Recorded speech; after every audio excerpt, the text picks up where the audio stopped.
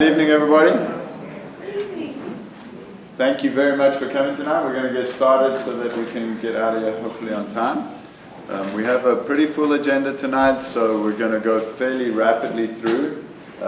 Again, thank you for taking the time to be with us tonight and to listen to the majority of the meeting is going to be the demographic presentation from population and survey analysts. Before we do that, we've got a couple other quick things to do. I'd like to just make some brief introductions, if I may. We have from our school board, Dr. Mary Jane Hetrick here, Joanna Day, brand new board member, Marissa Grijalva, thank you for coming tonight. Just checking in with the board members. From our administration team, our new assistant superintendent for finance and operations. I have ASFO in my head, so. And that's the last time I'm telling him he's new, so that excuse is now gone. He's not new any longer. Now he has to do the work. Scott Gillette, excuse me. Scott's coming to us from Manor ISD and has been on the job maybe 6 weeks. So he's just about found out where the bathroom is. He's in good shape. Director of Facilities and Construction, Clint Pruitt. Our project manager for all of our construction projects, Mike Garcia, you're going to hear from him in a second. Executive Director for Communications, Dale Whitaker. And I think that's all I want to introduce. We're going to do a quick bond overview of where we are with current projects on the 2018 bond. So without further ado, I'll turn it over to Mike Garcia. Hello everyone. Here's an update of the 2018 bond program so far. We've been working on this pretty hard and heavy for about a year now, since last fall. First slide is all of the projects, all 12 projects listed here. Off to the right you'll see the status of each of those projects. Quickly, I'll go through these projects. High school additions and renovations, Walnut Springs Elementary relocation, elementary school number 5, Dripping Springs Administration relocation, technology upgrades throughout the district, Dripping Springs Middle School renovations, transportation site and building improvements, Dripping Springs Elementary renovations, athletic improvements, which are mainly turf and track replacements, Rooster Springs Elementary renovations, furniture at Dripping Springs Elementary, and land procurement. Briefly go over the schedule. All 12 projects are listed here. Each project is broken up into 2 parts. The first part, I know it's kind of hard to see.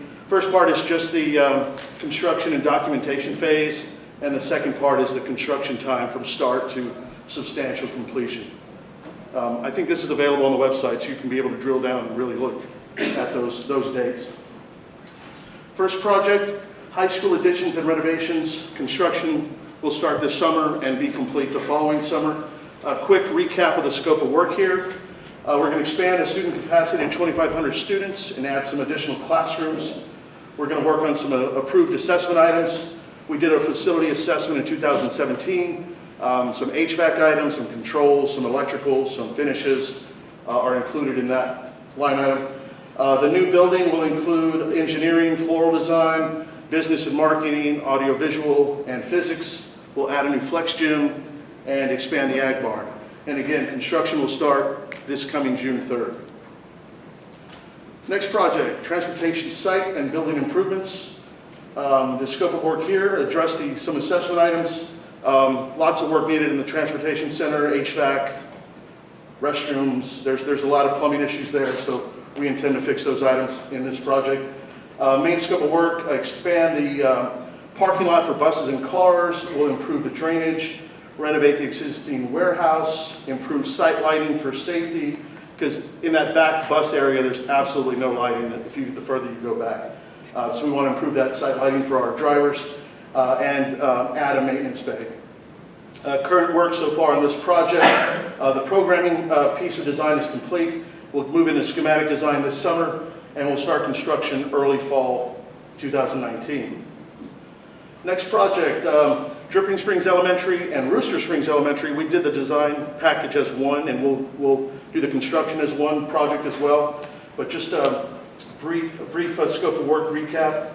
At DSE, we'll address the assessment items, mainly plumbing, HVAC, controls, some finish items. We're going to reskin that whole building and give new metal panels. We'll replace the stage curtains, renovate the space shuttle, and add new classroom furniture. At Rooster Springs Elementary, again, the assessment items there are, they're mainly finish items, some paint, some carpet, and we'll add ventilation to to one of the art rooms. And again, construction will start here this June 3rd, this summer. Next project, athletic improvements, the turf and track replacements. At Dripping Springs Middle School competition field and at the high school track field, we'll replace the turf and the track. And at Tiger Stadium, we'll replace the turf. And construction will start this coming summer. Next project, Walnut Springs Elementary and Dripping Springs Middle School renovations. Scope of work here, we're going to relocate Walnut Springs to a new building on the middle school campus. The new school design will accommodate 850 students, connect to the middle school building as deemed appropriate. Through the meetings with the community, staff, teachers, they'll determine what kind of connection, if any, we'll have on that project. And we'll redesign the vehicle parking and flow. But we realize there'll be a lot of changes at that site when we add that elementary school. We'll also extend the wastewater utility and remove the existing wastewater treatment facility. On the middle school side, a lot less scope of work here. It's a small renovation. We're going to create new flexible collaborative spaces, renovate the life skills and functional academics area, and work on some assessment items. And again, it's very HVAC and electrical heavy. A lot of infrastructure. And just to point out here on this project, the Walnut Elementary project and the middle school renovation project, we've been meeting with campus leadership and teaching staff at both campuses and gathering input and discussing the design process. We've held visioning meetings at both campuses. We've held community meetings at each campus. We've also had a specific meeting with the neighbors on Peabody to talk about the project. And this summer we'll kick off schematic design. And that's the end of the report. I appreciate it. If you all have any questions. Awesome, thanks.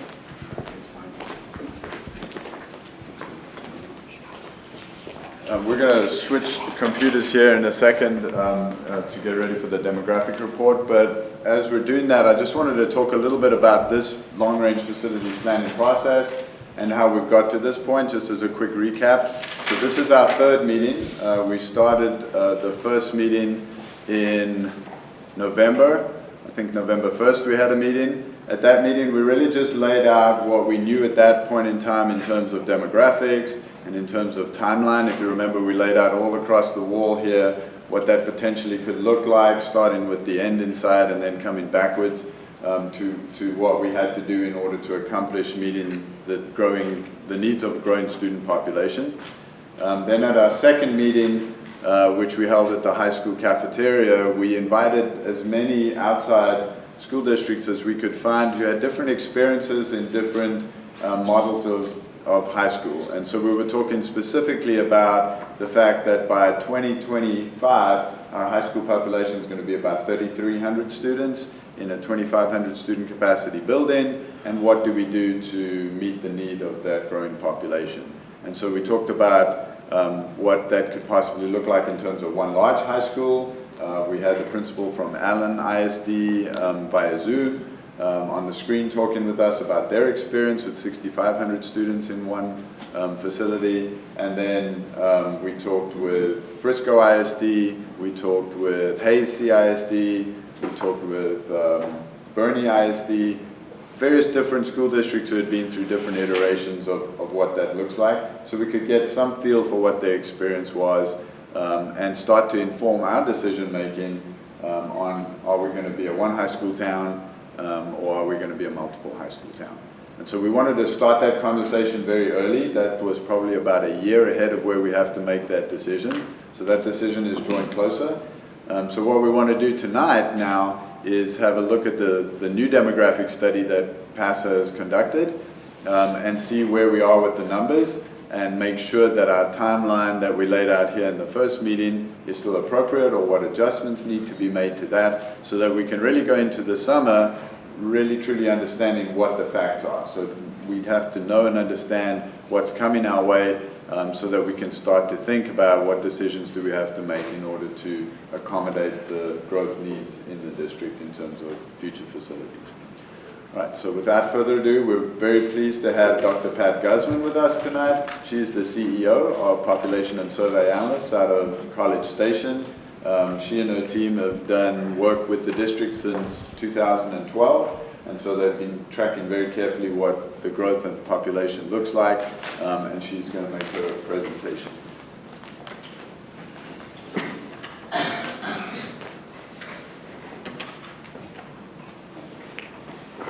We really have enjoyed working with this district. I think 10 of our staff members have been involved in preparing housing projections and employment projections, and of course, thank you, this is a high-growth district, making it very challenging in terms of accurate projections year after year, subdivision-wise, and projecting apartments.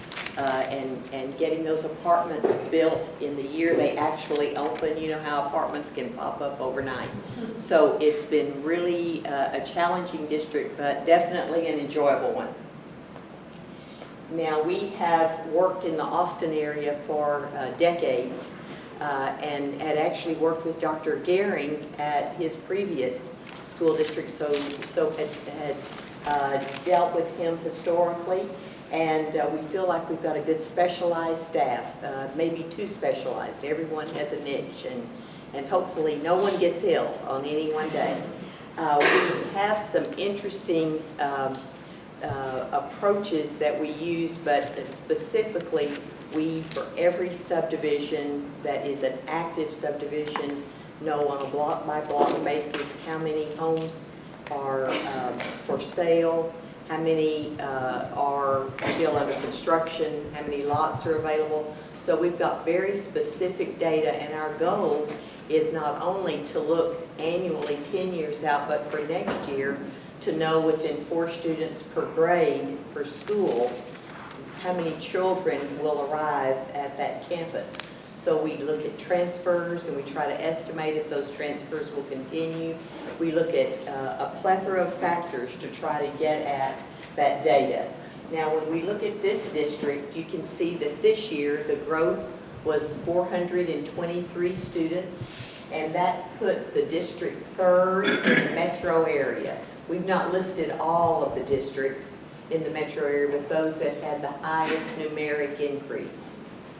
Then if we look at the percent growth, now I have to tell you that McDade has, I think, under 300, Prairie Lee 200, so those, we're including them for completeness sake, but you need to concentrate probably on Liberty Hill, which has 4,400, and then this district, which had almost 6,900, and think about how this district has been constantly attracting new populations of several different age segments, and how this is really a district that's pulling newcomers to the district. Now here we're looking at 5 years growth, which really tells you that over a third of those individuals you know have arrived in the last 5 years. So again, a lot of newcomers to this district. We wanted you to see the growth relative to the state as a whole. So it's hard these days, since charter schools are being included as districts on the whole, to look at other public schools that are not charters, and that's about 1,024 school districts perhaps. And yet keep in mind that out of those 1,000+ districts, that you can see that Dripping Springs, based on our latest data, we just got the official TEA data about 3 to 4 weeks ago, and you can see then that the district ranked 9th statewide. Whether we're looking at Houston ISD that has well over 200,000, or any other districts that have 5,000 or more students. So again, you see the demand for housing, the demand for schools in this district. Now, we do know that the district is a challenge for us because you can see the points of fluctuation and various times of downturn. And those are based on sometimes changes in ordinances for the city that has to do with any slight economic fluctuation. And recently there have been no economic fluctuations that are significant. In other words, Austin has always had a low unemployment, but right now it has become even lower in the last few months. And that means that if you don't know of individuals that are losing their jobs, you feel comfortable perhaps to relocate to a place like Dripping Springs. But when there's an increase in unemployment, then that definitely affects relocation rates to suburban districts like Dripping Springs. Here, if we took the kindergarten based on births 5 years ago in this district, you can see that if we fenced in the district and there were no newcomers with young children moving in, that we'd see a leveling off. And that was true due to some birth rates being low for several years, but also we know that the price points of homes in this district are high. It's difficult to have entry-level home buyers moving in. So we have to keep those factors in mind. Now, this is just a quick summary of some demographic characteristics, and many of you have seen this before, but the median age is 34.7. We do know that the population 5 to 17 is 23%, whereas for the Austin metro area it's only 17%. And then the economically disadvantaged, very low at 9%. Now this data has been updated in the last few weeks. The state of Texas is about 60.6% now. So, you know, this is a very unique district. The passage rates, I don't think we've had updated information because they just took the STAR tests. And you can also see the travel time to work as 35 minutes, and every minute counts. So you can be grateful it's not 48 minutes, but otherwise that's one of the challenges, and that's one way for the average worker. Here then, I wanted you to keep in mind that we work with the western districts. We work with Marble Falls, Leander, Lake Travis, and so forth. So we follow those in regard to the pricing of homes and how that affects net in-migration to a district like Dripping Springs. And we can tell you that while we think of those higher prices in the central core of Austin, because that's what we're told all the time, yet on the other hand, it's fascinating to see what the prices are of the homes in these western districts, and that those prices are limiting the millennial in-migration to Dripping Springs. So if there were more affordable homes made available, and that has become a real serious interest of builders, then we would see, and we would move to a high growth scenario and not the most likely scenario of growth that we're going to be presenting you. On the other hand, the baby boomers have the financial wherewithal to buy houses. And so you can see the percent increase in the last 10 years. This is based on census data. It's a sample of just under 4% in this district. So the growth in the baby boomers for this district is pronounced, but we're seeing it in every suburban district where the baby boomers are buying up homes, and just because they can do so more easily than the millennials. Millennials had only in the last 5 years increased by 3%. And 17% for those we call in the parental ages. So that's low relative to what it could be if there were more affordable homes. And then again, the baby boomers for this 5 years, 54%. So now we're looking at the district as we examine those demographic traits that I mentioned with new data. Dripping Springs 10%, that remained the same. And again, making it second behind Eames. Now, that's very important because builders follow this data. This is one of their key decision points, is looking at the percent disadvantage. They consider that a quality of life factor. And likewise, the STAR tests and passage rates of various sorts that they are interested in. Here then, we compare for the state the percent disadvantage, and you can see that Dripping Springs is 7th in the state. So again, you're in a very unique district if you can just pat yourselves on the back for having such an unusual district in a way without the challenges that so many other districts face, serious challenges. Now here then, we're looking overall at the growth patterns and see that the 88% STAR data is for last year, since this data is not available this year, but you see how the district ranks relative to the state as a whole. And again, there's reason to celebrate. And here for the metro area, the STAR tests are being shown for these counties of relevance that are near or at least tied to the metro area. And Eames and Lake Travis are leading employment trends. If you look at April 2019, you see that Austin has a 2.1% unemployment rate, Travis County 2.2, and Hayes 2.3. So we think that's very important and definitely one of the parameters that we consider in looking at growth rates.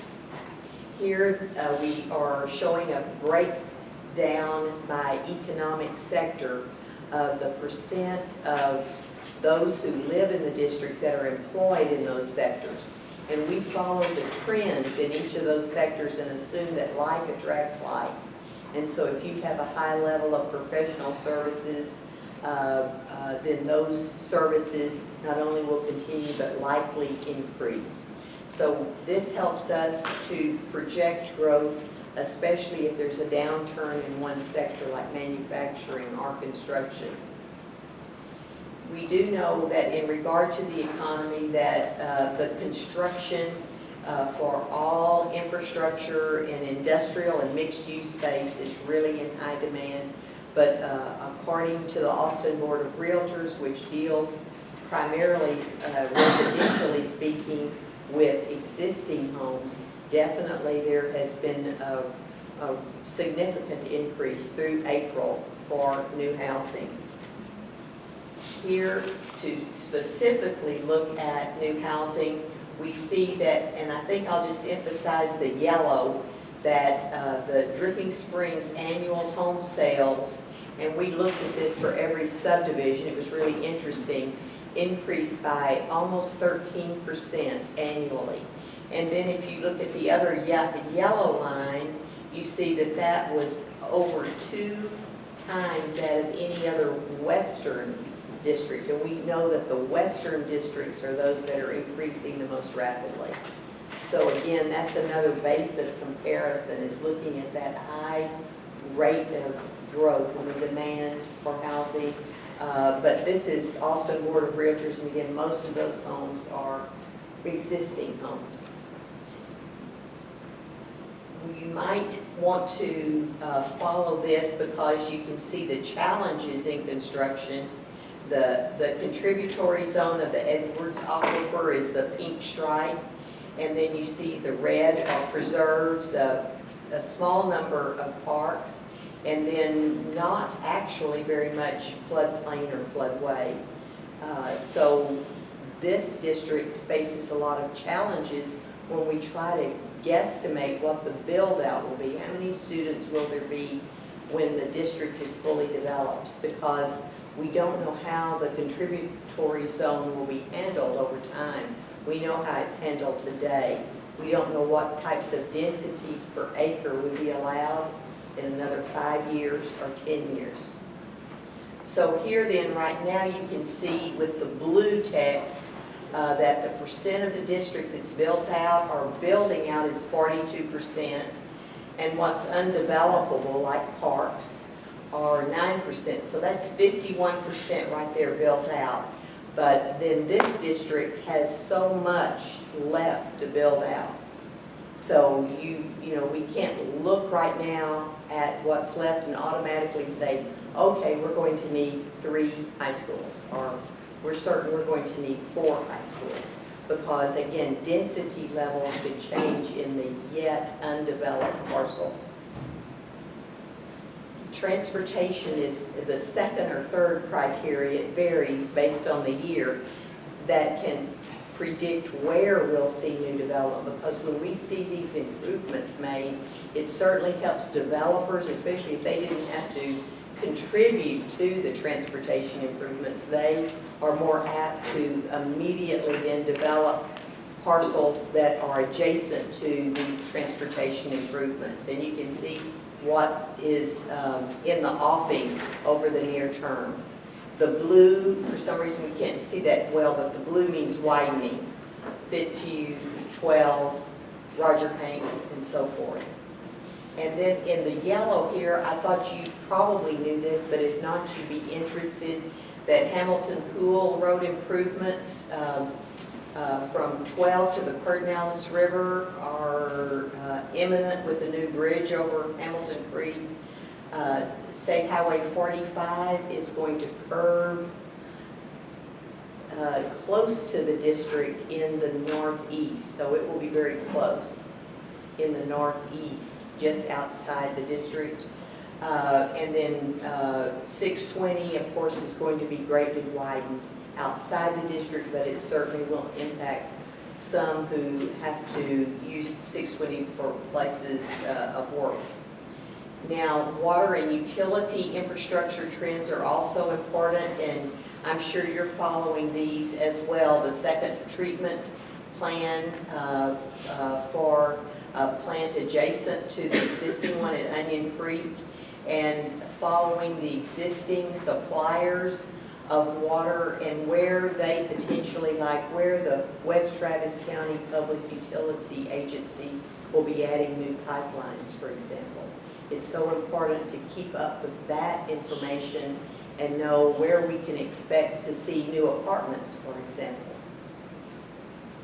Now, this is just a quick summary of the big residential developments, and there's no particular order.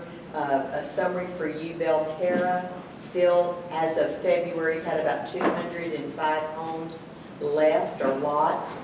High Point still has 1 new small plat, but is virtually built out. Rimrock, also another couple of small plats, is almost built out. Calaterra has about 450 lots that are the total number, but still a large number to be platted. I'm not sure if that 450 is the total or the number left to be platted. I'd have to check that. And Reunion Ranch, rapidly building out. Arrowhead Ranch in February had 64 homes occupied. Bunker Ranch has not only the lots in first phases, but new plats planned and underway, and also condos just south of 290. Headwaters is of big interest, and we anticipate over the next 10 years about 980 single-family lots. There were 74 occupied in February. These future single-family developments, Westwood was Scenic Greens, and we can expect construction over the near term. The Heritage Sustainable Places Plan is the town center concept.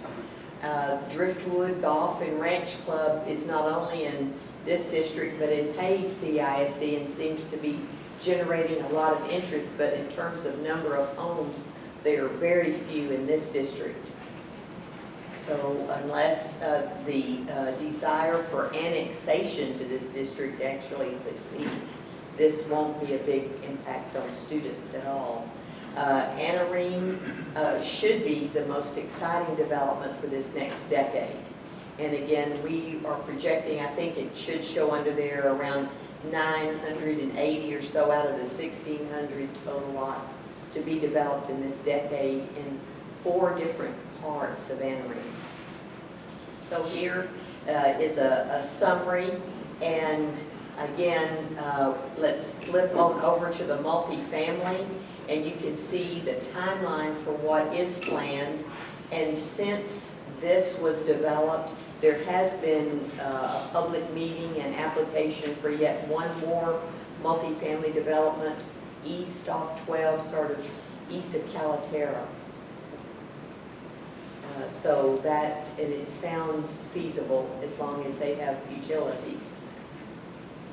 Here then, again, another quick summary in terms of the types of construction that are underway. And the new one is we have planning unit numbers that coincide with census block groups. That's our summary unit of analysis, but it's the Burke Family Revocable Trust on 10 acres. So overall then, for single family development, we have around 11,300 housing units projected in 10 years. Multifamily, 1,400. Townhomes and condos right now, 300. And senior living, we've not tried to keep an accurate tally because it doesn't reflect in the student populations. We're just keeping up with them as placeholders where we know there won't be any other residential development. And then here you can see the locations of those biggest developments that you see in red. Likewise, if you look out over the last 5 years of the 10-year projection period, look where the red is and how it's changed. Here it's pretty well identified along 290, and then here it's spread out a bit more to the north, and also to some extent to the south. And then when we look at post-2028, which Dr. Daring had asked us to do, and again, this is undertaken with great difficulty and challenges, you see because there's so much left to develop that you see a lot of red here left in the district. But we've looked at this for every undeveloped parcel of 5 acres or more. So there's been a thorough study of the district in terms of potential to develop. Now, current students, it's interesting that the built-out subdivisions theoretically did not add a single new house. So this is, and I have extra maps if anybody wants to have one for some reason. Hide them in your closet or something. Right here, when you see blue, these are the built-out subdivisions. And the interesting thing about them is that they added, without a single new house, they're adding more students. So that every time a house sells, you can project a tiny fraction of more students coming in. And then when you sum all those fractions together, in this past year, we saw 131 student increase. In most districts, we see a decrease. As these areas are aging, we tend to see fewer students. But again, this is a very popular district. And then the actively building out subdivisions added 339 students this year. Apartments, condos, townhomes, and mobile home parks all lost students. So students per housing unit, you can see that this is a low number. So there's just over half a student per house. What did you think the ratio would be? 2 students per house on the average? So that's the stereotype, but it's just not at all true. And then here you can see the demand for multifamily. There's a tremendous pent-up demand. So parents would love to move to this district and rent at least for a while to get established in the district, get their children in schools, etc. But there are very few complexes. So you can see here what's happened to the ratios over time. The single family was 0.54, now it's 0.57, and there have only basically been 2 apartments, Ledgestone and the first Belterra complex, and again, you can see they've gone down a tiny bit. So if we look at the master plan communities, we've been wondering if they're already becoming empty nest oriented. And you can see that Belterra does have a lower ratio this year relative to 2015, but High Point does not. So High Point's continuing to have a higher ratio of students per occupied home. Now, student projections and the accuracy of these projections, you can note that in 2016, based on historical data and projections that we prepared, we were 75 too low. In 2017, we were 189 too low. And then in the fall of 2018, 194. So we've got a pattern of being too conservative. But I can tell you that we attempt, what we prepare each year is what we call a conservative moderate growth scenario, because we don't want the superintendent or others to be punished when schools are overbuilt, when they're empty classrooms. So we try to, if we err, to err on the conservative side. Now, I think that gets us then to what we would anticipate for 2028, which is 13,000 students. And you can see that the percent growth does vary by year, and that's primarily based on the projected housing, which we've projected after talking with builders and developers and understanding when new sections are estimated to be made available. This green swath shows that for the year 2028, there's over 2,000 more students who could be added under a high growth scenario, and that's very possible. So we know that we have fluctuations each year in this high growth district, and given less constraints in terms of ordinances and the availability of financing for homes and other characteristics, then the 15,000 could become a reality. And likewise, we could have somewhat of a downturn, more challenges in the young buying homes, and we would see 12,700 as the ultimate number in 10 years. And finally then, to look at the many conditions that would lead to what would be a total population at build out, again, very conservatively, assuming that we can't easily make use of all of the different slopes that are challenging in this district and all of the contributory zone of the aquifer, then we would estimate around 24,000 students at build out. If that helps you to think about high schools, perhaps, but again, that is very, very rough and shows around 7,300 high school students. So just food for thought, but only that. Now, long-range planning, we talked about the red areas and what we anticipated for them, as well as the build-out of Belterra and Reunion Ranch, adding still big impacts. And then where you see the black lines, then you know those are the boundaries currently of the elementary school zones. And if we then look at the data that's projected for those, Dripping Springs and Walnut Springs have such huge zones that that's a little bit deceiving, because we know that they will be divided and that will change. But when we project over time in 2028, 2 of those are around 1,800, and Rooster Springs declines slightly, and that's because it's becoming built out, and some families are aging out. There are no children left in some households. And then the Sycamore Springs areas adding will have about 1,200 students. So right now then, we can also look then at the middle school capacities as well as projections and see that Dripping Springs Middle School, which is much larger in geographic size, would have over 2,000 students. And here then, long-range facility planning, looking at the current capacities, which you're very familiar with by now. And then what we have shown is the projections with the yellow denoting an excess of 120% capacity utilization. So that capacity is being overutilized by 20% when you start seeing the yellow. Yet we know that plans are in place to deal with each of these challenges. And you see here then we're starting at 2020, and you see the first yellow at Sycamore Springs at 2021.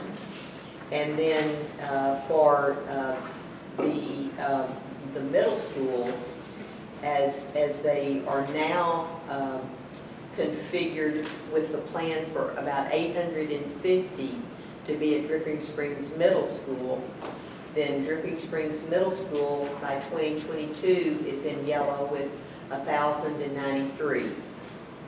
And again, you've been looking at this data, I'm sure, already, but I think these tables are really helpful, and then you can see the 3,300 by 2025 that Dr. Garing referred to for the high school.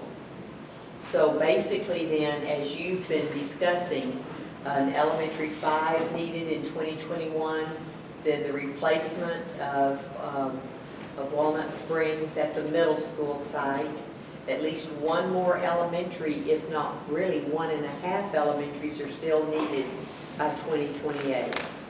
So about 1,400 more pupil stations will still be needed by 2028. And then with the smaller now middle school capacities, it seems like such a good plan. There will be a need to accelerate the building of number 3 middle school, and then sometime a number 4 before 2028. And then, of course, you just earlier talked with Mike, presented a good summary about the high school plans and how the bond money will be utilized. So that then concludes what we wanted to give to you in terms of our team's effort to develop projections for the district. Do you have any questions, or would any of you like these maps for some use? Just please, yes ma'am. I just have one question. When did you a few slides back, you had give us some projected numbers for build out. When do you think that's going to occur? It's done. That's it. 24,000. Right, but at what year? What year? I thought Yes, you meant sorry. when will the projections are. Sorry. We don't know. Okay. We don't know. We have some thoughts about it, but there's such a wide range. And again, you're halfway there. So we work for districts that are, we have about 3 districts that are about 84% built out. They're easy, because then you can estimate and watch the path of growth and sort of get a feel for when they'll be built out. But we really wouldn't know, but that is a good question. So Thank we're you. about 50%. We're 51%, right? Can you please go back to that slide with the current numbers? One more. These current numbers? Yeah, thank you. Okay. I have a question. So in the event we face another recession like 2008 to 2012, Right. what does that look like growth numbers? It looked like the district encountered about half a reduction in growth That's based right. upon what we showed before. Is that what we That's should a very expect good to see similar? Definitely, right now, I'd say that in the decades that I've worked with Austin school districts, and of course you regret saying things like this, I see less potential for a downturn right now than any time. It just doesn't look, it looks like it would be so difficult to occur. But of course, we have to look at national economic factors and not just local. So yes, it would be about half or even less potentially. It could be, if it were as deep as the 2008. Yes, sir. Some years ago, Enos went through the battle of one versus two high schools, and their projections were valid, I guess, until Michael Dell came along after the election to keep just one high school, and bought thousands of acres and turned it into the Dell Retreat, all of which would have been single-family houses. So it skewed the numbers on hindsight. I know that. They're property, yes. large blocks of big land we've got undeveloped here. What's the possibility of some of those blocks turning into another Dripping Springs Ranch Park or Right. something like So that? I did in March know the number of acres in preserves right now in the district. But one thing that we've tried to do is we try to talk with landowners and other experts and ask them which of these parcels they think could ultimately be set aside for conservation easements and other purposes. And because you have some huge parcels now that are set aside in the south. And so that can have a big impact, yes, it can. But we're always trying to anticipate that. And what we've noticed in Lake Travis and Leander is that many of the families that decided to do that, I think more have regretted it than have been happy that they've done it. And so I don't know if these individuals talk with others before they make that great leap. But I think that we might not see a huge increase. So, I know that's so important in both Lake Travis and Leander. One district has about 27% in parks, conservation easements, preserves, and so forth, and one has about 32%. That's just unheard of throughout the state of Texas. But again, you're in that same sort of environment where it could happen, and that's such a big question. Dr. Gearing, is the Heritage subdivision, is that the one that will have the road north of the school Yes. intersecting 12? Yes. Okay. Any movement, any thoughts when that might happen? Yeah. So that road will only come online once they submit their initial, I don't know exactly what the words are, plat, or their first phase when they're actually going to start. Then one of the first things they have to do is build the road. But they're sitting tight right now. They're just sitting, waiting right now. And that's still Stafford out of Dallas that's planning to... It is right now. Part of their issue has been the FEMA floodplain map that they've been negotiating. And so I don't know where they are with that exactly. That's a great city question.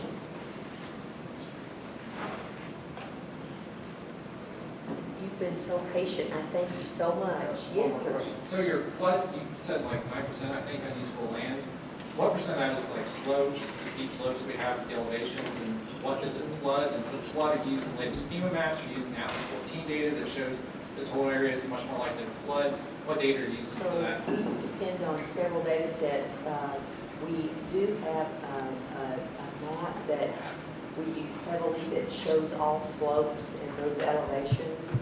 And it's more relative to, you may know much more than we do about flooding of specific locations. You may have faced it yourself. But we really concentrate on those high elevations and the difficulty of having 3 homes at the top of this little peak. And so those are the challenges, is that you do have so many different steep elevations. It forms a huge challenge. But, you know, how do we know that you won't be like the slopes that you see in Portugal and solid housing? We can't say that that will not happen. Okay.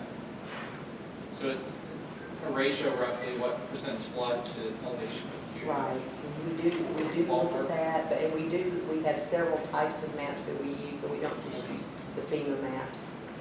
Thank you.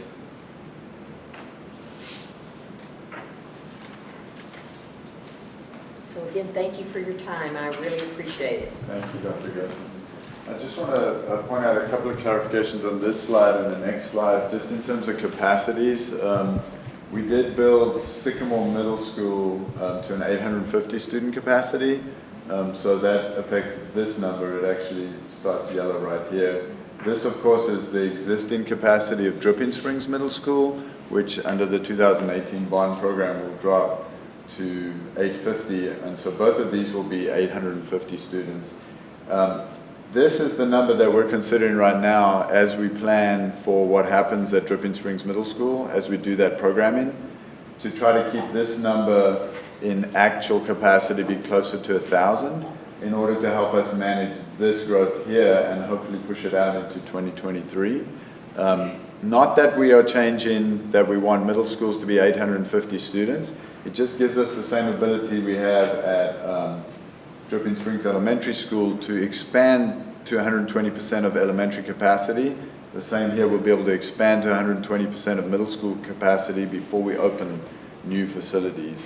That means when we open new facilities, they end up being utilized more fully instead of having lots of empty classrooms in them. So there's some managing of capacity that's going to happen in the programming that's in the 2018 bond to make sure that we can manage this number, because 2022 is too early for middle school number 3.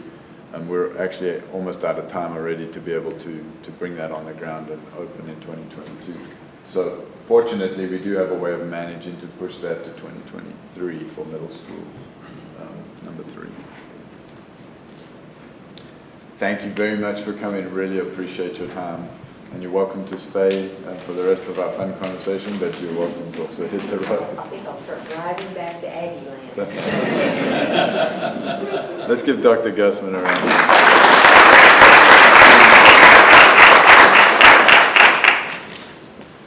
All right, so the rest of our conversation tonight is really just exactly that, conversation. I'm happy to answer whatever questions you have as best I can to my best of my ability. We can talk about what the implications of these numbers are. I want us to be able to walk away at the end of this meeting with enough factual information that we can head into the summer as we start to talk to our friends and families and colleagues and community members, so that we really start to churn these decisions as we go through the summer. And then, of course, the long-range facility planning process will start in earnest in September, and we'll be meeting much more regularly, more likely every month, with a set group of people to try to really start to get to these decisions for what happens next and what decisions have to be made at what timelines, and how does that step us forward and help us to inform the board of the decisions that they need to make in order to meet these growing needs of facilities in the district. So we have, fortunately, Susan Smith with us from Corgan. She's our principal architect right now. We have expertise in the room. So go ahead. How does this new information change our timeline? It really doesn't. It just reinforces the fact that it's not slowing down. Right. It's actually accelerating a little quicker than we thought. I think we can manage that with the existing timeline that we have, but it does force us to stay to that timeline. It doesn't give us any breathing room in that process. So in my opinion, the timeline is still good that we've laid out, but it does force us to make sure that we meet that timeline, because if we miss one of those benchmarks, it's going to put us significantly behind. That'll make it difficult going forward. Just a reminder too that all of this information, this presentation, and the actual full demographic report, which is a binder this thick if you print it out, is on the website right now. You can go under our district and demographics and you'll find all of these presentations, as well as the prior presentations from prior years, prior demographic studies, and also the full reports from all those demographic studies. So you can track over time, if you're so inclined to dive deep into the numbers, what's been happening and what their predictions have been. So we'll point out that she made note to say that they are projecting conservatively, and they're doing that on purpose, and they're going to continue to project conservatively. So even though these numbers are accelerated over our others, the actual numbers could potentially be higher than these even. So we just have to have that in the back of our mind. Tanya. I have 2 questions. First of all, I'm just wondering, because when we went back to that other slide, the current numbers our current numbers are off by 50. So I'm just wondering if other campuses are off. Because I know we're being conservative, but I didn't know if that affects anything. It does. So the actual numbers that we're expecting that we're planning for 1920 are a little higher than these numbers right here. Because we know that they're conservative. So the staffing that we've done is based on slightly higher numbers than this, just because we know they're being slightly conservative. So they knew their current numbers were a little Yes. high. Okay. I just want to make that question. My other question was, I know in this last meeting, I apologize, but are we thinking more, which side of Peak Town are we looking at the next, the fifth elementary school at this time? Do we have a plan? Yes, we do have a plan. So I'm glad you asked that question. That's been a difficult question for me to answer up until now. But as of this last week, things have solidified themselves somewhat. So we have two competing issues at hand right now that have developed in the last week. So as we talk more with Dr. Guseman and her counterpart, Dr. Stacy Tapera, who does our catchment areas for attendance zones, we've been talking a lot about elementary number 5 and what the catchment zone might look like for that and what the best scenario would be. As you've seen, all of the density in the district is still on the eastern side of the district. And so their recommendation has very strongly been to us in the last week to put elementary number 5 closer on the eastern side of the district rather than in the middle of the district. And so the Darden Hill side is the recommendation that they brought to the table for elementary number 5. In conjunction with that, you know, we've been trying to do a land deal on another site that we were talking about for elementary number 5, and that has taken a particularly long time. It has some complications in it that don't allow us to complete it yet. And so I did inform the board on Monday night that we will be building elementary number 5 at Darden Hill. The reason that we have to make that decision right now is there's a significant amount of planning that has to happen at Darden Hill. Because it's 155 acres, it has the potential to put other schools on it as well as that elementary school. So in order to get that master plan in place and get the elementary school in the right spot, we have to make sure that we've planned out for what happens over a long period of time at that site. That's not a done deal at all, but we have to at least know where to put the elementary school in order that those other things can happen over time. And so that's work has to get done before we can ever even start design on elementary number 5. So we're at drop dead time now when we have to begin that process, or we'll be too late. We won't be able to get to opening in August of 21. So that decision was made this week. I was just scratching my head. Oh, I can sell you something.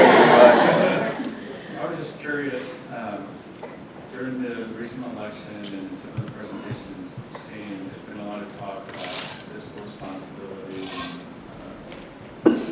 I just wonder, and I was going to ask this to the board on Monday, but I couldn't make it to the meeting. Has there been any thought of going back to a plan that was proposed to the bond steering committee about just leaving Walnut as is, dispersing admin to whatever empty space they could find, and just holding off on phase 2 until maybe a future bond? So I want you to flesh that out a little bit so I make sure I understand the question. Somebody on the bond steering committee, maybe it was me, proposed that how about we just hold off on moving Walnut for now, and instead of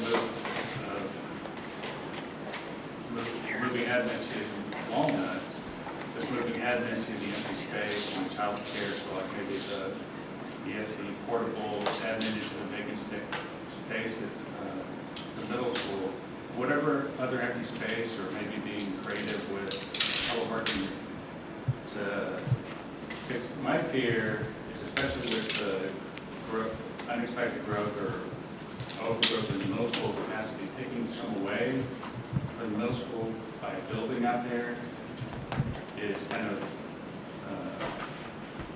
locking us into a plan that's going to cost us more over time. And it cost us in the next bond. But more, just because the voters said you can doesn't mean you have to. Right, so I will tell you that we have not had that conversation up until now. Now that you brought it up, I certainly will take it to the board and we'll have that conversation. I understand, so let me make sure I understand what we're talking about is not building a new elementary school at the middle school site. Dispersing part of central administration to other sites and making do with where we're at in the old administration building. Until the new structure, whatever becomes of the TERS plan, this is an interim measure, because I understand that. So is it a delay or is it a change of plan? It's just a delay, I think, because you can still build another elementary school at the middle school campus, but it's not moving admin, it's not moving Walnut, it's not spending all that money right now, and so we get a better handle of what the demographics might be. So the problem with another elementary school at Dripping Springs Middle School that is not Walnut is that it's really not where the density of growth is for a long period of time. Right, and that's what we discussed in the bond steering committee. Right. But we've been a district with only one school for whatever level it might be, so it may not be the ideal situation for a lot of people, but it's certainly less costly for the taxpayers. We'll certainly talk about it. I will tell you that I have some heartburn over the fact that we have a directive from the community through the 2018 bond to do a certain set of things, and this would be a significant change to that direction that I'm not sure I feel comfortable with without having some more definitive direction given, I guess. So to be honest, I think that the opportunity for that to happen has already passed. I think we're beyond that already. I think that decision was made in May of 2018. But I certainly understand what you're saying. I wanted to clarify, Liz. So we would still have our 4, but middle school 5 would actually be the DSMS adjacent, and then later on 6 would be the Garden Hill side. Is that what you're saying? Just whatever future elementary might be could be put there, just not move to Walnut now. Not spend all that money now, and just see how the combined elementary middle school plan works at Sycamore for a year or 2 more before deciding to combine another 2. Because maybe then we just move admin to the middle school acreage instead. So the other part of that conversation was the fact that we chose not to build a new administration building. Right. We rather chose to put those dollars where kids are and build new school facilities for children as opposed to building an administration building and making do for administration like we've always done in this district with refurbishing other facilities that are really, so that was the other thought in that. I was going to ask, so as a bond steering committee, did you get the letters that the teachers from the middle school and the elementary sent to the school board saying we oppose the plan for combining campuses? Were you all exposed to those? We heard about it. Yes, that's part of why. Okay. I was just curious if that was ever presented to the bond steering committee, because I know the school board was apparently misled for letters from the teachers. No, well, personally, I knew that they would have. Have you been to the combination school? Yeah. You've been walking through it, and all that, sometime you walk through it.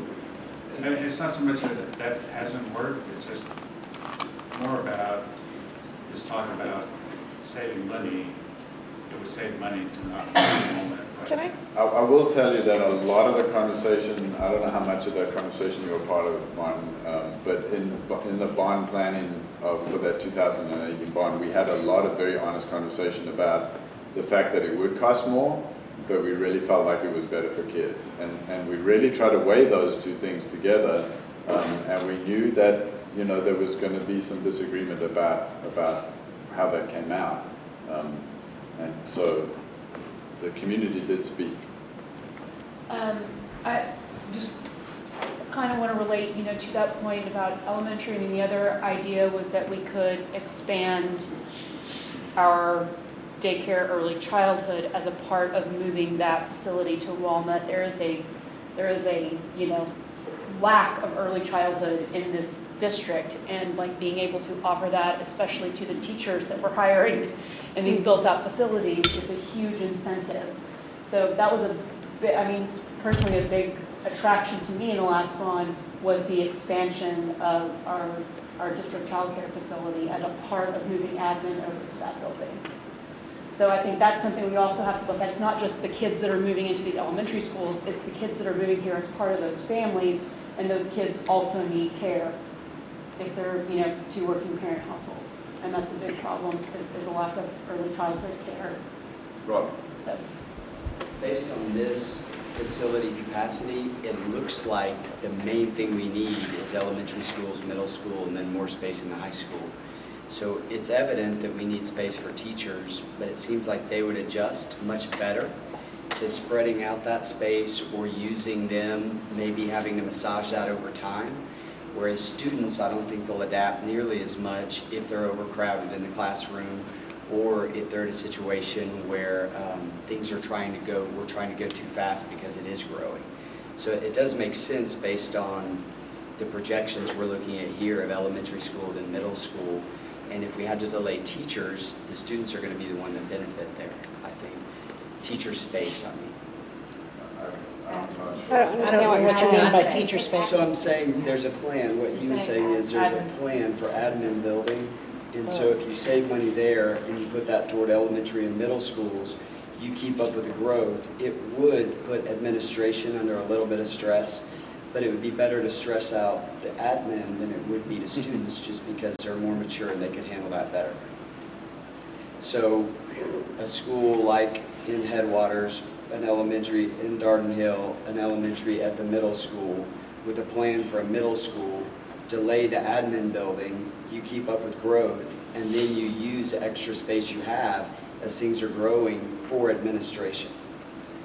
Keep costs down, keep students happy, and keep classrooms small.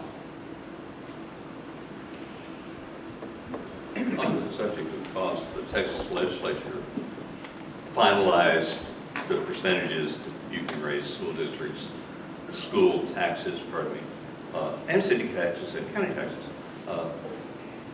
Are you up to speed on that enough to address it? I can tell you what I heard in the press conference at 2:30 today. So the governor, lieutenant governor, and speaker of the House had a press conference at 2:30 today about House Bill 3, which is the new school finance rules.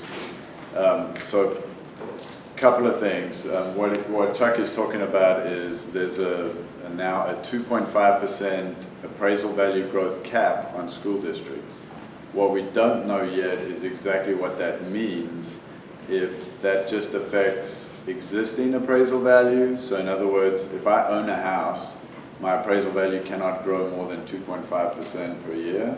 John's shaking his head. Or if that includes new appraisal value coming into the district. So if you build a house, John's going to explain.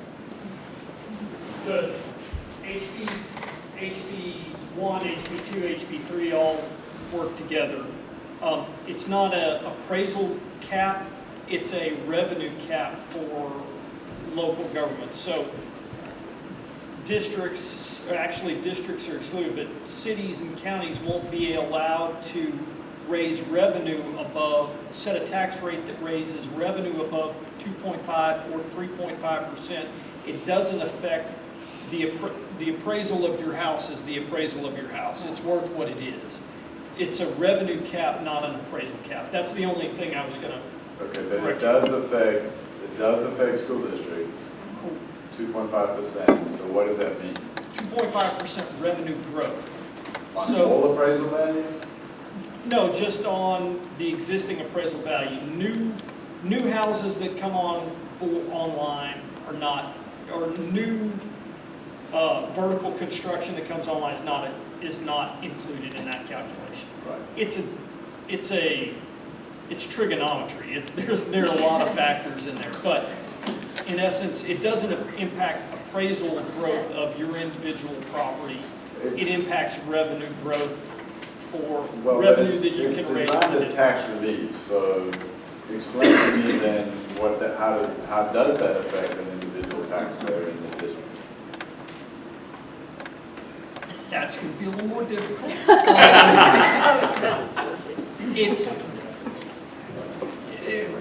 What it will require local governments to do is to adjust their tax rate so that they are not their effective tax rate, so they are not generating more revenue on existing property than 2.5 or 3.5%. And there's various exceptions and wiggle rooms in there for new property that comes online. If you, there's a variety of things. We're not really sure exactly how that's going to work. Well, no one's seen the actual final bill yet. They just got announced guidelines today. Right. It's not what was passed out of either chamber. And the problem with all the guidelines is there's a lot of working pieces that affect this. So there's the appraisal value cap in there, but there's also reduction of recapture, there's also tax compression, and all of those things will work together to finally decide how we come out as a district. There's also a teacher pay raise in there. Basic allotment changes. Yeah, there's basic allotment changes. There's a lot of changes that have happened. So There's mandatory, and speaking, someone mentioned earlier about our pre-K, our early childhood stuff. There's a provision of the bill that requires districts to provide more pre-K 3, 4, 5-year-olds before they hit kindergarten as well in the basic bill. And the impact of that would be for January 2019 or January We already put 2020. You know? Yeah, I'm out over my skis now. Yeah. But yeah, I think so. But if the Dripping Springs ISD wanted to raise above the limits, you could just put it to the vote of the people, like Mark and Spearhead, to move to pass it. Yeah, that's gonna go.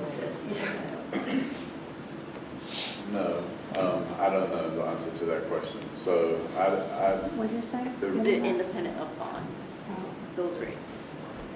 So the tax compression will happen on the M&O side of the district, not the INS side of the district, because we have to set a tax rate that meets our debt obligation. We don't have a choice in that. But the appraisal value cap has the potential to influence how much you can raise with those pennies on the INS side. And so it could affect the tax rate at some point in time, because we do have to meet our debt obligation. That is one of the charges the board has. Mark? I was just going to look back at the last meeting first to talk about possibly using Walnut Springs Elementary as like a 9th or 10th grade center. How does that factor in this conversation? I think the FAQ said that building an admin building instead of moving Walnut Springs would have saved about $9 million in FAQs. And I think they also said that Walnut Springs was 40% too big for admin and daycare use. So when you look at that, I mean, it's several $1 million. I think that's like $14 million if it's 40% too big on a $35 million school. But with the $9 million savings building a new admin building, the 9th and 10th grade center using a school facility for schools, seems like a point of discussion that might be worth considering. It certainly can be considered. High school facilities and elementary school facilities are very different from each other. They require, so turning an elementary school into a potential high school facility would require a lot of work and a significant amount of cost. I don't know what that is. I don't know what that looks like, but certainly, that's something we could look at. Colette? I was a little confused going back to the new bill. Are we talking revenue caps? Or appraisal caps? Because we're like talking two different languages here. Yeah, so my simple answer is I'm not sure. They rolled out a press conference today. The bill hasn't even been passed yet. They're still going through parliamentary procedure and some things they have to do before they can get out of the House. Okay, but it was revenue, so that's placing constraints on government versus placing constraints on the appraisal district. Right. We're talking, this bill is to constrain Local government. governments and school districts and S- raising revenue, not raising appraisals. Senate Bill 2, as it was passed out of both chambers, has a revenue cap component Okay. for local governments. We all operate currently under a 10% residential property appraisal cap. So if your Right. appraisal can't Yes. go over 10%, right? We're not talking That about has- lowering that. Correct. Okay. But what the bill that, we haven't seen the negotiations between the two, the detailed negotiations between the House and the Senate right now. But the bill that they kind of announced, or the guidelines that they announced today, deal with a revenue cap of either, depending on the district or the local government, 2.5 or 3.5% in a revenue cap. Not that a district like Dripping Springs or the city of Dripping Springs or whatever couldn't go over that. If you want to raise revenue above that percentage, then you have to set a tax rate that raises revenue above that percentage. You have to go to the voters for approval. It doesn't prevent you from doing that, Okay. but you would have to get voter approval to go above that revenue cap. So, Thank you, that's helpful. I got it. Revenue, not appraisal. yes, Okay. that's my understanding. No one, other than about a dozen people, no one has actually seen the actual language yet. Okay. Thank you. It's supposed to be available sometime late tomorrow.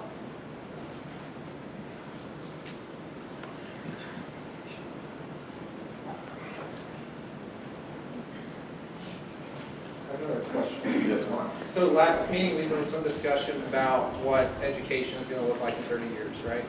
And so right now, we're in the start of what's considered the artificial intelligence boom, which is supposed to be more disruptive than what the internet's been. And so as we're looking forward, I know several people talk about benefits of a single campus as it relates to the education that a school can provide based upon cost of technology, assets, tools, expertise, and those type of things. Are we going to have those discussions as part of this body as to what education looks like in the future? I know that several districts basically said you have your freshman, sophomore, but after that, kind of the traditional education path gets disrupted with CTE, college classes, kind of all of that stuff. And so as we're looking to figure out high school capacity, 1 or 2 or 3 high schools, I feel like there's so much change in that, even like the 3-year European model or whatever, that it's really hard to try to make a plan for the future based upon not knowing what education is going to look like, especially when we're talking about tens of millions of dollars. Hundreds of millions of dollars, I guess, is what the district spent on this high school campus in the past 10 years. So I guess, is there going to be discussion on that? Are you going to bring in experts? How are we supposed to make recommendations on a 1, 2, 3 high school campus or 3 high school district if we're not kind of having any of that discussion and speaking with people that shed some light on that?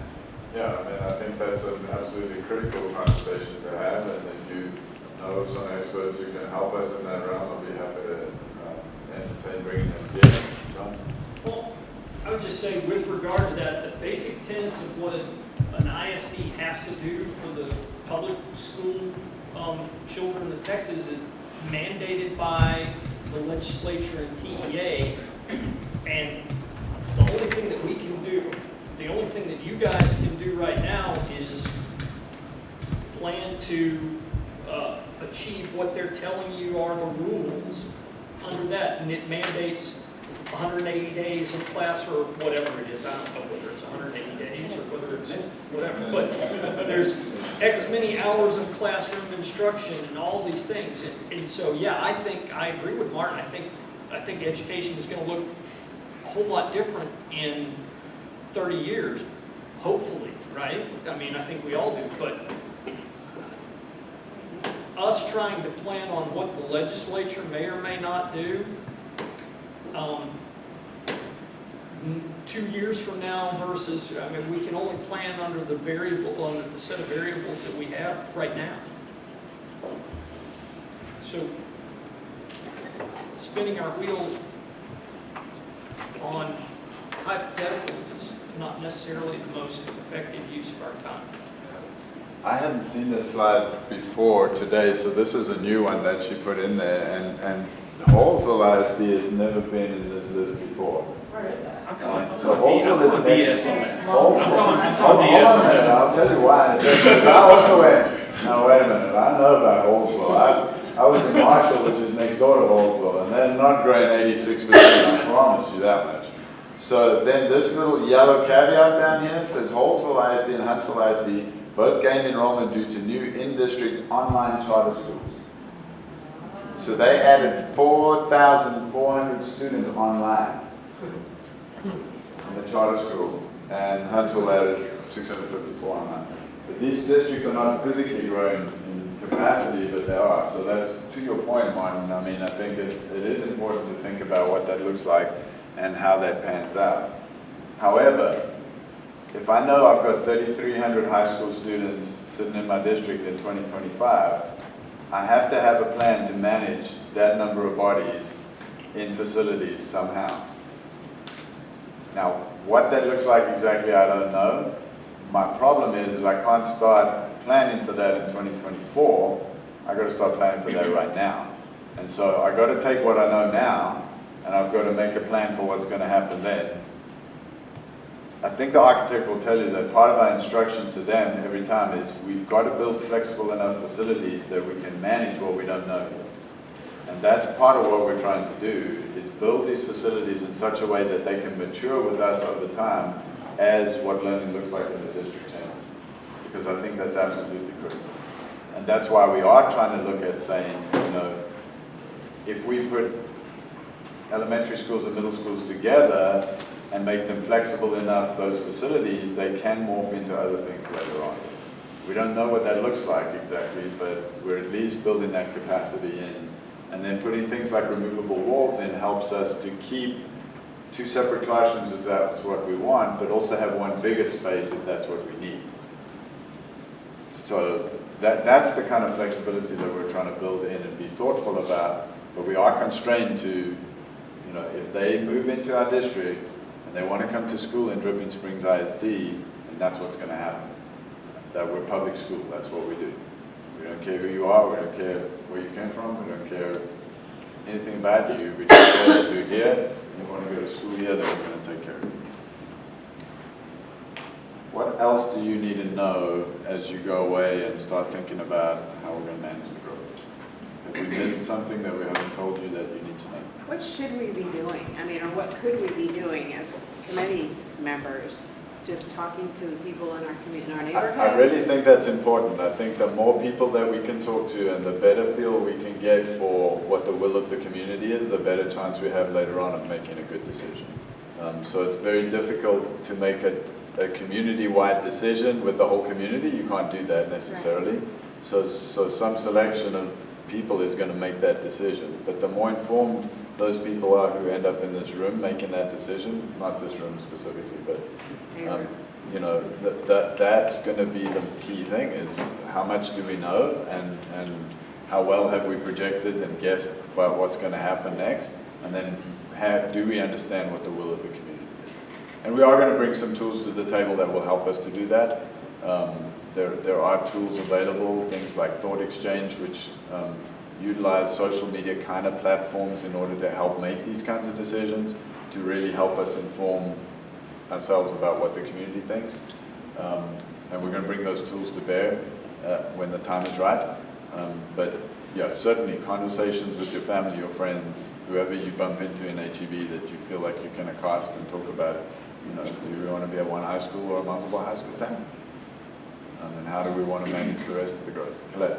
For me, a key thing that I need in order to feel like the community is behind this decision is that we take multiple opportunities and we see them all the way through equally, and not seeming to have a push in one direction or the other, but until, you know, have multiple opportunities and multiple plans that we can look and say, this is what this would look like. This is what, and financially, for, you know, student growth and achievement, large versus small, looking at the whole picture and looking at it, taking it all the way through on multiple options would really help me, because I don't know what's best. And I like to be fiscally responsible and conservative, but I also am very concerned with achievement and making sure that the learners and the teachers are behind it. So I think we need to make sure that all those things are in place this time, so that we can be more successful when we go out to bond. So, I mean, it is a very difficult balance to build. I will tell you that we will do our very best to bring all the options to the table. We really try to do that in these meetings. We really try to open it up and say, you know, what is out there? Bring your ideas to the table. Let's talk about them. Let's put them all on the table. I will tell you that at some point in time, it starts to cost a lot of money to get in detail on any particular plan. So we do have to make decisions early on about, here's all the options that are on the table, but really only these 5 make sense for us to even consider. So let's push the rest of them off the table for right now, and let's focus on these 5. And then as we step to the next level, we may say, you know, okay, so out of these 5, not that we like any 3 of these options, but we like this point of this one, this point of this one. Let's pull all those things together. Let's maybe create 3 new options out of that, and then we'll hone in on those 3 a little deeper. And so it's a very iterative process, but I don't want you to think that at some point in time we're going to say, here's option A, and here's option B, and here's option C. We're going to work these all the way down to the exact design and cost of what that would look like. We're not going to do that. It's cost prohibitive for us to do that. It doesn't make sense. And so in a very iterative process, though, we are going to keep coming back saying, this is what you told us the last time. Here's the ideas we put together based on what you said. Now what do you see? You don't like this part, okay, can we change that? You do like this part of this one, let's mold them together, let's try to figure out. Eventually we come down and we make a decision about this is the direction we're going, and now we're going to dig deep and we're going to go all the way down to the cost. We'll bring as much information to you as possible as we go. That's part of the reason that we do most of this bigger work in construction manager at risk environment, because that allows us to get that contractor on board early and be part of these conversations and be able to cost out a lot of that work ahead of time, so that we're not, you know, so that we're really relying on as real cost estimations as possible. But I don't want to mislead you at the beginning of the process that we're going to do something we're not. Yeah, financially, the one piece that was just missing for me in the last bond was that no one, you know, could really explain to me why we needed $35 million for an elementary. So I'm just, you know, as a taxpayer, just looking for more detail, not all the way drilled down, but more detail than I asked at multiple levels, admin, board, you know, and the teachers. And I was told, you know, it's sort of the average price per square foot, the going rate, we don't know. And so, I mean, just for me, you for make a me good point. to And I get think behind a bond and feel comfortable with it, I need a little bit more information than that. I think it's a great point. I think you made this point at the middle school the other night of, you know, what is $250 a square foot look like compared to $150 a square foot? And certainly what we have to balance is the expectation of the community. So we have to make sure, and that's why I'm saying this is really critically important, that you go out and talk to everybody in the community and bring that back to the table. Because I'm happy to build whatever the community tells me to build. I just need to know what that is. If you want to spend $150 a square foot, I can build you a building that will house 850 kids for that price. But it's not going to be necessarily what everybody thinks it's going to be. And so I just need to have a very clear understanding up front of what that looks like. Right. Because when I build it, then everybody better be happy, because they're going to complain at the end. That's right. You built what now? Yeah, we just need to clearly kind of understand what our options are. Right. I have a question about the Garden Mill site. Yes. You said that there's room, the recommendation from the demographers is to start with an elementary school there. How much room, I don't know what 150 acres translates to. Is that enough room for an elementary and a high school, an elementary middle and a high school? What is that? What fits there? It will fit an elementary, a middle, and a high school, and potentially a second transportation hub for us on the east side of the district. That's possible. It's not pretty, but it's possible. And I'm not saying that's what we're doing, I'm just saying Right, it's that's possible. what I have to know what's question possible, is but it can fit, yes, if I have to. Are we looking at more property on that side of the district? Or do we have more property in? So right now, we have two main parcels that are not built on. We have the 155 acres of Garden Hill. It's at the T of Sawyer Ranch and Garden Hill on the southeast side. And we have 24 acres at South Ranch Road 12 and East Mount Gainer Road on the northwest side of that intersection. So those are the only two parcels we're sitting on right now. We're working, of course, on another site for elementary number 6. It's going to turn out to be now.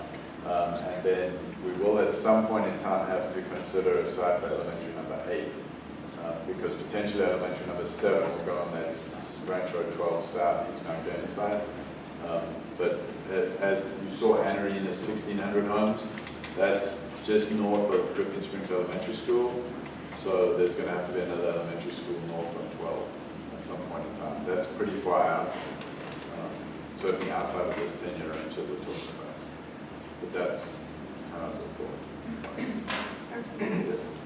I just wanted to reiterate what's been said a couple of times about talk to community members. Everywhere I go, I'm talking to people, multiple dozens of people. I live on the east side, so it's going to be skewed to an east side viewpoint if there is such a thing. Even tonight at a meeting before this, there were 2 graduates in 1953 who were here. Clarence Cobb was a school board member a long time ago when the district split from Lake Travis. And so I asked him as a lifelong resident what he thought. He just immediately said, oh, you absolutely have to build a second high school. This is the feedback that I've been getting. It's greatly skewed in that direction, but you might receive different feedback, and we need to know that. And then secondly, I have a kid at Sycamore, and I have been thrilled with that model. Just today, one of the employees was talking about multiple opportunities that have surfaced that they never would have thought of leadership, of the middle schoolers kind of mentoring the younger ones, whether it's extracurriculars or within the classroom. And I know that my 6th grader tutored a kindergarten student, and he loved it. He felt so empowered, and some of these 21st century learning skills that our employers are craving of collaboration and creativity and leadership, those are the kinds of things that are fostered. And so I've literally, not a single person has had a complaint about that model for the learning on the inside. Parking, another issue we're going to solve this summer. We're going to rectify that this summer. But the learning on the inside, again, 100% in favor of it. So, and then thirdly, I just encourage everybody, this is my latest book, Timeless Learning, and it's talking about what the future of education needs to look like. We use the term college and career ready. What does that even mean when the jobs that our kiddos are going to get in the future haven't even been created yet to a large degree? So, I love these questions that come up, and just let your curiosity run. I have one more question. So the biggest question, the number one question that I'm getting when I'm talking to people about the 2 high schools versus 1 high school is how does a 1 high school affect participation? All I can tell them is in general terms, there are going to be less opportunities for your kids to participate in varsity sports and or theater, things that there's some sort of tryout for, but I can't give them any sort of example with specifics. Where does that exist?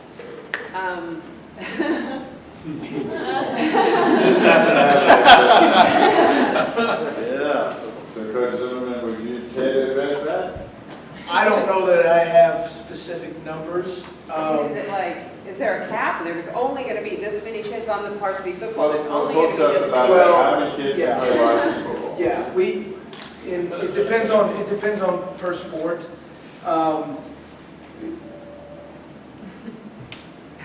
Coach Foster's calling. So things like cross country, football, band, there isn't a cap. Right. Because it's not space, it's not confined. When you get into things like baseball and soccer, it is a little bit. So it gets a little bit more confined, and it kind of depends on, at that point, how many teams you're going to have. So on the varsity, obviously you're only going to have one in every sport. If you're talking about varsity, you can expand a little bit, depending on JV teams and freshman teams. But then when you get into court sports, volleyball, which we're dealing with right now because we've been so successful, and then basketball, swimming to some extent, they're confined areas. And so it doesn't matter really if it's a 4A, 5A, 6A, you can really only have, or you optimally on a basketball team, 12 to 15 players. 15 is getting on the top end. So at that point, things like that, it doesn't matter what size the school is. I mean, you're trying to produce a varsity basketball team of 12 to 15 players. Well, I know from my perspective is the theater program. My daughter's been in some of the productions, and last fall, for those of you who aren't familiar with this, they had two casts. They double cast the fall play because they had more than 100 kids try out for 10 roles. And so that's just going to grow. I mean, theater is the #1 elective at Sycamore right now, and it's just as popular probably at DSMS. So, Academics and leadership as well, because if you have two schools, you have two valedictorian, two salutatorian, two top 10. Right. So it gives kids a lot more opportunities and leadership opportunities.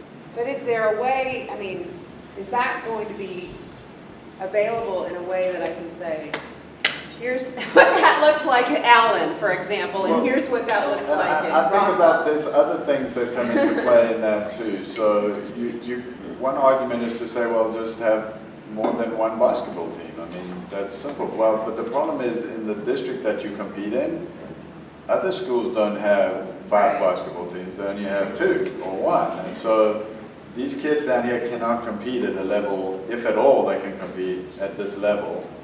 And so that's one question, is how do you do that? And then the district we end up makes a big difference too, I think, depending on the quality of the competition. So, and certainly even if you say, your football team can get as big as you want it to get, that's true, but then who plays? Right. If I'm sitting on the bench every single game, For 4 years. that's not really much fun. I got to work as hard as the starter in practice, but if I never get to compete, where's the joy in that? I don't know. I got a lot of hands. Hold on. Oh, well, I just, to your point, there's ways to construct things so that, these two facilities, possibly 2 separate high schools, don't even have to be in the same conference. Right. We had people that spoke at the last meeting. I thought Bernie was the interesting example because they had actually planned it that way, but by the time they actually finished the facility and they let the kids choose their attendance, they both ended up in the 5A bracket and were competing against each other. But there's a lot of ways where you can make those same things available if, again, where the demand, follow the demand and then construct your programming around that. I'm a big theater person too, and so I understand that. It's like, hey, you can actually, you can make it what you want as long as you're taking in the input. I just ran through the demographics again, but do we have an idea at build out of the district, not necessarily 2025, which is only 6 years from now, but at build out, what our high school population is going to be? I thought I saw it. I thought it was around 7,000. So a year ago they did that build-out number for me and they told me 6,500. This time when they came back, it's at close to 7,500.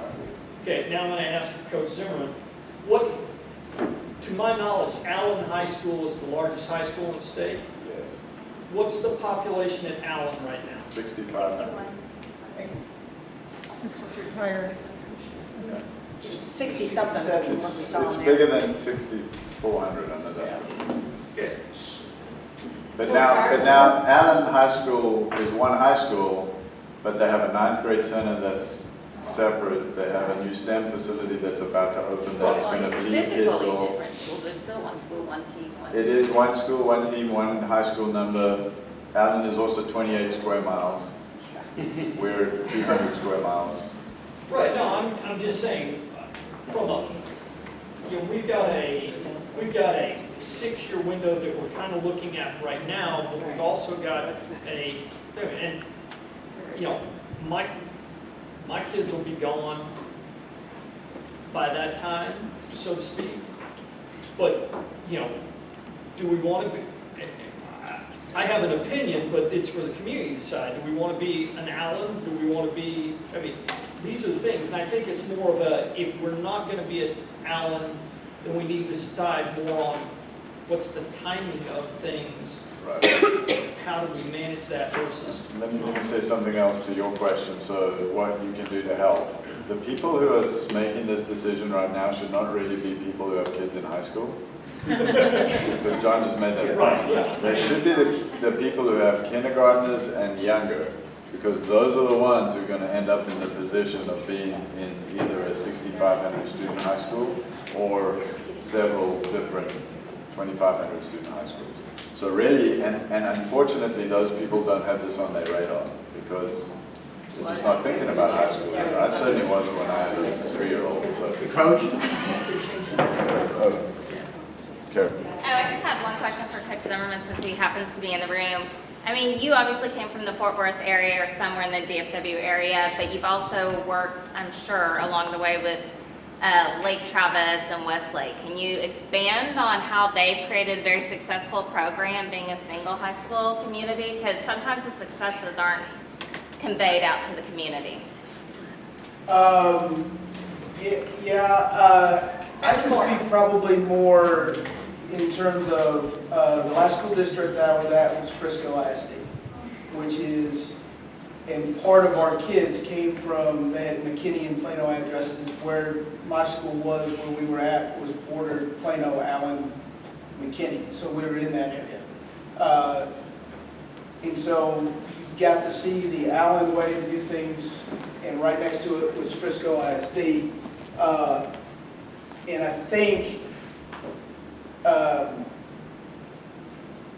within our community, the people I've talked to, it's like what John said. I don't know that it's if we say one or go multiple. It's kind of more the timing is what I've heard. Frisco was great in terms of what you're talking about. There's multiple, everything, valedictorian, salutatorian. The growth happened so fast, they built so fast, that it was hard to sustain anything. So the quality of what you had was constantly fluctuating, and not a little bit from top to bottom. So top to bottom, and that's not just athletics. And so I'm going to speak a little bit for myself. Football, cross country, and then also for Derek a little bit with band. Our high volume participant, structures, and so I think the timing is the key right there. And I understand the theater part. My daughter's tried out, and she's made the elite theater. I don't know what it is, to be honest with you. But she made it. She's excited about it. I'm excited that she's excited. I think you can't really compare what you need for a basketball program versus what you need for a theater program versus what you need for a band versus what you need for possibly a cross-country or a football program. Because, in football, there are hypothetically 88 starters on that program. In basketball, there's 5, no matter what. So if you start looking at individual pieces, it's going to be a lot better for some than others, depending on what the timing is. I think the high volume participants like football, like band, a later timing is better. And that's just personally, looking at what I'm looking at. But if in terms of, are we wanting one high school in this community? I've got a 3rd grader. I don't know that I necessarily want him to go to an Allen, even though I think Allen has done a phenomenal job of plugging kids in. They have something like 90% of their kids are involved in some sort of co-curricular activity or something. They've done a phenomenal job, but that was very intentional. You know, Frisco has done a great job. They have 10 high schools.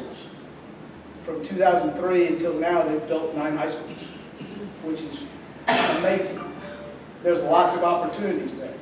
I will say they built 5 5A high schools in a 5-year period, which is unbelievable. You know, we had from an athletic standpoint, we had 105 kids in the freshman class. By the time they were seniors, we had 35 of them.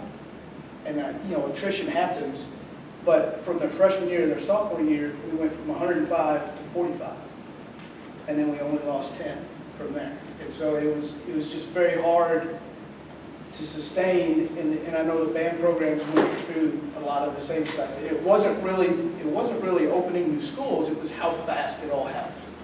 And so I think the idea is, where can we get to sustain what we're doing? And it's not just athletically. There are a lot of programs we have in the school. You know, the engineering program is phenomenal. And just where can we sustain what we've been doing with those programs if we open in Carbon a whole other school? You know, or do you do a freshman center? I mean, when all that happens, I think is the key, and that's for smart people to decide.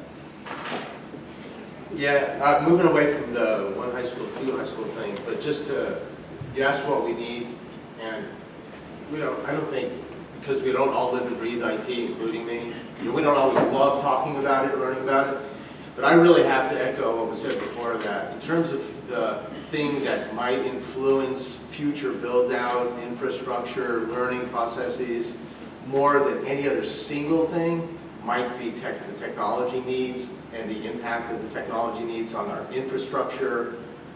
Those numbers, we all want to map, and if we could really get people that are cutting out there without spending too much money, who could come and say, hey, listen, this is what that change is going to look like over the next 10 years, and this is what medium-sized businesses like this really need to consider before you start deciding on multiple campuses or what your campus has on it or any, that. So I hope we can get that. Because that's going to take that may require the greatest leap, because that knowledge is always going to be fuzzy. Who knows what's really we're going to have and need in 4 or 5 years? And that may be one of the largest things that we have to pay for on faith, or not. But we may have to invest in it without knowing completely what it is.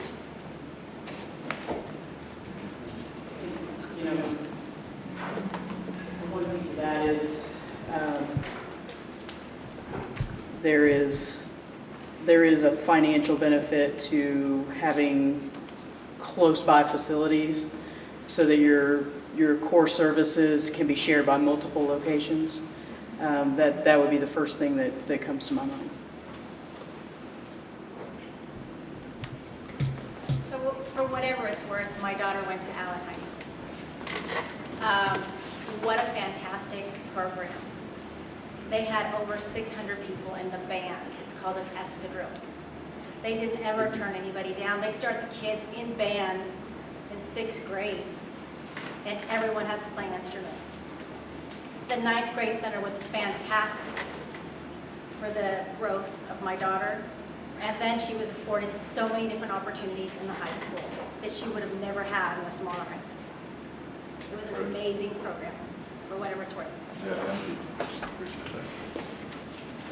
that. And we did get the opportunity last time to visit with the high school principal at Allen. I wish I would have been here. Yeah, It's an amazing It was school. fascinating, yeah. Can I say one more thing? Yes, sir. And I worked at the freshman center at Louisville High School up there long time ago in the 90s. As a parent of a 3rd grader, I'm a big fan of freshman centers, for whatever it's worth. Yeah. And I'm speaking as a parent now. And then also as somebody who's taught there, I feel like, and we've got a different demographic than at Louisville, but I know like a big thing was the freshman teen pregnancies in Louisville back then. And also, I feel like that year gave them, and maybe you can speak to this too, those freshman kids that year to kind of mature out of middle school. They were in middle school, but before they got into high school. They were in high school, but obviously in with the senior. So, I mean, I'm a big proponent. I don't know, what we're doing, but just as a parent and somebody who's done it, I mean, I love the freshman center. Yeah, they said it decreased high school pregnancy by 90%. Yeah, the freshman sophomore system that Plano had didn't Taught there for 26 years. Yeah, it didn't work as well. I didn't think the pure freshman center kind of isolate is not a good word, but to kind of allow the freshmen to kind of be themselves was awesome. Whatever that is. Is that what you meant by layered learning, by Well, having a ninth grade center? Possibly. I mean, I don't know that I have a time frame, but I think, yeah, it's do you open another high school right now, or do you get to 3,500? I guess is what I was meaning. Do you get bigger before you open another one, so there's two, 5As or a 4A and a 5A that are sustainable with what the programs we have now? Because we've got a lot of, not just athletic or band, but like academic programs. I guess that was. And in Allen High School, the academics, I mean, not the academics, but the athletic side of it was really, really good, because you had scouts coming in from all over the country, and these kids were afforded wonderful opportunities in colleges all over the nation because it was such a big school. There's positives and negatives. There's positive and negative to everything. There's positives and negatives. Where we sat was right next to Allen at Liberty High School. We got a couple kids that would move in who would have been good players at Allen, but would have just been players that would move in and be two-year starters for us, because they were at that level where they just, they would have been right in the mix there, but they came into Liberty. And so there was a point of opportunity for some kids to go to a smaller school where we were, for sure. But yeah, I mean, the things that you can do with 6,000 kids, the program it's just different. Yeah, I mean, there's opportunities for the top end, for sure. Well, that's what everybody said that we talked to. There are advantages and disadvantages both ways. Yeah. You just have to hit those disadvantages with a creative solution. One of my kids will be gone, so really I'm neutral. My last kid leaves right before the critical point. But I will, and so it's been my hobby to ask every single person I know when I go to Time to Go or any of the businesses. I just keep asking. And it is all over the map until we hit traffic. I'm serious. And then they're like, oh no, it's coming to 2 schools, or you guys have to build a tram. Right there. I mean, really, when they start thinking about it, they're freaked out by that idea. Do we have any updated textile? Well, I'll tell you, Allen had 3 different times that you went in. Yeah. Okay? They had a very unique class schedule. Depending on the age or the grade level where you were going at a different time of the day. So. Yeah, I would imagine you have to manage that somehow. And the campus had college, like ACC, on campus. Right. Like they had their own area. But they also have multiple entries and exits to the high school. Only 2. So, textile update, the City of Dripping Springs and TechStart together, I think, have done a traffic study recently that 290 is at capacity. We know there is. You know that? Feels like it. It's over capacity at 4 o'clock in the afternoon.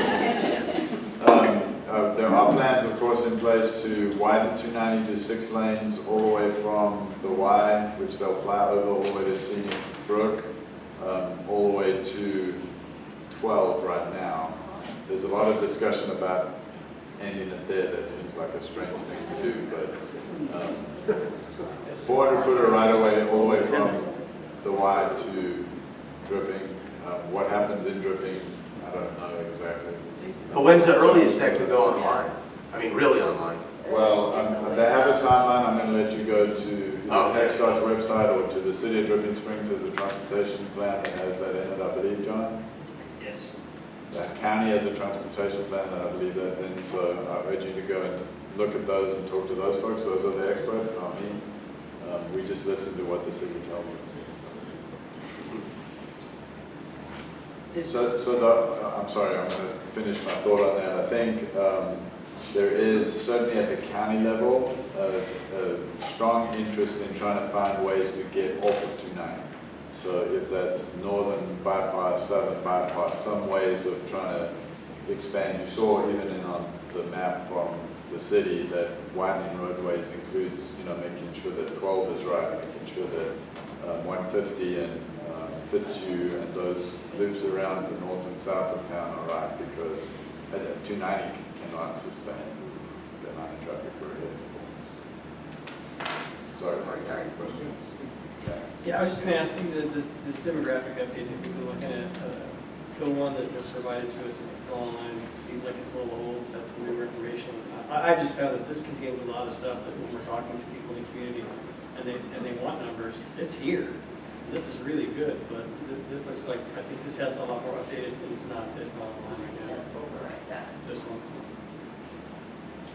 This presentation. This is more recent. That presentation. This is more recent. Okay. So the one that they gave us in March is based on the same study. So the study is online, and we'll post this one. So to remind you, everything that happens in Long Range Facility Plan has its own website, and all of this information has been posted there. So I have two things. So I guess my point about the high school is the whole Path 1 versus Path 2 that was decided for the 2018 bond. I don't have the numbers right here, but I think it was cost around $10 million more than what continuing with the existing path, which was expanding Sycamore Springs Middle School, keeping current middle school at current capacity, and then I think the plan for 2020 or 2021 was around $30 million more. So it's like a $40 to $50 million more cost for a 2 high school plan. Then the last planning committee meeting presented 3 high schools. So we had this funnel of stuff through the system from elementary to high school, so the kids would stay with their peers throughout that whole process. And then here we are, it could cost $50 million or so, 40 to 50. And then we have now a 3 high school recommendation. So I guess that's part of my concern with making sure we know as a community what we are wanting to do on a high school front, whether that's a 9th grade center with 3 grade level high schools, or whether that's one campus with allowing STEM, college. I don't know if ACC is planning to come out this way, kind of what all those opportunities look like as we're trying to make these plans so that we're not spending money that's going to be turned around and be wasted because the plan doesn't align with an existing plan based upon the growth projections, et cetera. So that concern with potentially, $40 million, it's a whole school, right? And so, it's a considerable sum of money that we're making these plans that don't necessarily align based upon your figures. And so that's a concern to me from a tax perspective and wasting resources perspective. And then the conversation we had last week with the high school where the community spent around $100 million in that facility in the last 10 years, and you're telling us it's not suitable if we are one campus high school. So all those things are kind of alarming from a cost perspective, and so that's why it's really important to me as someone with a 2-year-old who's going to be in this district for hopefully the rest of my life. We bought an acreage or forever property here to make sure that we get it right, that it's affordable, that it suits the needs of the future. I make my living in data, big data, modeling analytics, which is now artificial intelligence. So that's where I make my living, where everyone's saying it's going to be more disruptive than the .com stuff. We're in a point where the stock market currently is at 1920, 1930s boom levels, bigger than the .com with older valuations of stock across most majors. So I see a lot of things that raise concern, but also want to make sure we're providing our kids with the best possible educational opportunities. I went to high school, I graduated with 70 kids, 90 was the average class. We had an NFL player that I graduated with who spent 10 years there. I also went to Ohio State, which is one of the largest campuses in the country at 45,000 students. I was in the honors curriculum, so I had 20-person classes with professor emerituses, but also had 200-person classes in lecture halls. So I had all those opportunities and roomed with football players, went to the NFL there too. So I see kind of the benefits, especially on the extracurricular with kind of all that, but I don't think it's necessarily related to varsity sports. So I'm trying to figure out as a parent with a 2-year-old who's looking to this economy in the future where basically robots and algorithms are going to be doing stuff that people's brains are doing right now, what that looks like and what type of skills we need to be teaching our students. And so as we're talking about what that educational model looks like, I mean, through middle school, through 9th grade, I think we kind of know generally the skills that we need, but beyond that for high school, I don't feel like I have any degree of certainty as to what we need to be doing as a community to prepare students for the future. Thank you, Martin. I think you've summed it up pretty well. And so we have a lot of work to do. We have a lot of thinking to do. We have a lot of conversation to have. There is no one easy solution, I will tell you that. There are multiple solutions out there. We're going to end up having to pick one. It's not going to be perfect. We're going to have to manage some of the cons to that as we go. But that is our task, to do that together as a community, to be as transparent and open with each other as possible, to really be respectful of each other and to share our ideas as best we can. And in that way, I think we'll come to good decisions. It would be nice to all, whether you go one high school option or two high school options, kind of when you're exploring both, to see how a freshman center would fit in, I guess shorter term, where you open a freshman center now, and then whether you go one high school or two high school.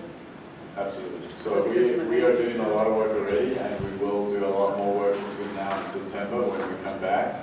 And so we'll be bringing you a lot more information from both sides. So we're going to try to paint you as broad a picture as possible of what the options are, and then we'll start having serious conversation about, okay, so now start telling me which of these options can come off the table so that we can start to narrow down and come to the solution. How much do general renderings and general budgets cost?